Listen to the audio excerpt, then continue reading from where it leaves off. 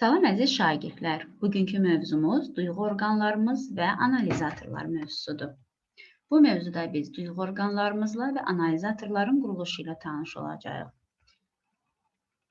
Bizim hansı duyğu orqanlarımız var?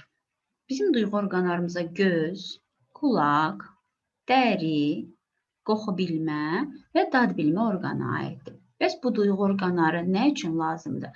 Ətraf mühitdə baş verən dəyişiklikləri anlamaq üçün, dərk etmək üçün əlbəttə ki, bizim duyğu orqanlarımıza çox böyük ehtiyacımız var. Yəni, ətraf mühitdən gələn qıcıqları məhz bu duyğu orqanlarımız vasitəsilə biz qəbul edirik. Məsələn, göz duyğu orqanı ilə, görmə orqanı ilə biz işıq qıcığını qəbul edirik.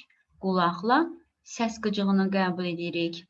Dəri ilə ağrını, təzyiqi, temperaturu, istini, soyuğu və sair qıcıqları qəbul edə bilərik. Burunla qoxu qıcığını qəbul edirik, qaz halında olan maddələri qəbul edirik. Dillə isə qidanın dadını əldə edə bilərik, ayırd edə bilərik. Analizatorlar nədir? Analizator kəşf edən alim Pavlovdur.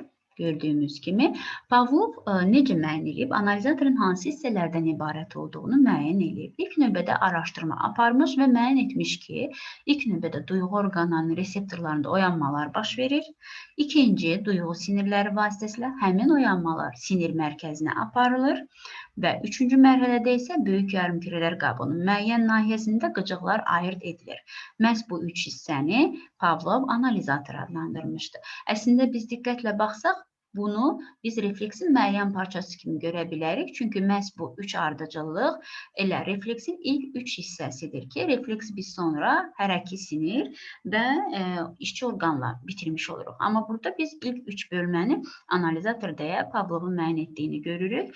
Daha dəqiq desək, reseptor, üstəgəl onlardan çıxan sinirlər və ya duyğu siniri deyə bilərik və böyük yarımkürələr qabığında hər hansı bir mərkəz, bu üçlük birlikdə analizator əmələ gətirdi. Bəs bu mərkəz dediyimiz isə hansılardır? Böyük yarımkürələr qabığında olan mərkəz. Məsələn, göz şəklini biz görürük ki, buənsə payına yönləndiriblər.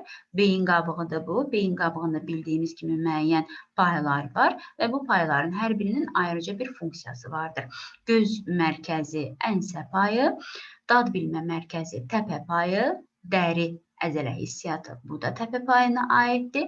Qoxu bilmə alın payına aiddir. Eşitmə isə gicgah payına aiddir. Mövzumuz bu qədər. Hələlik.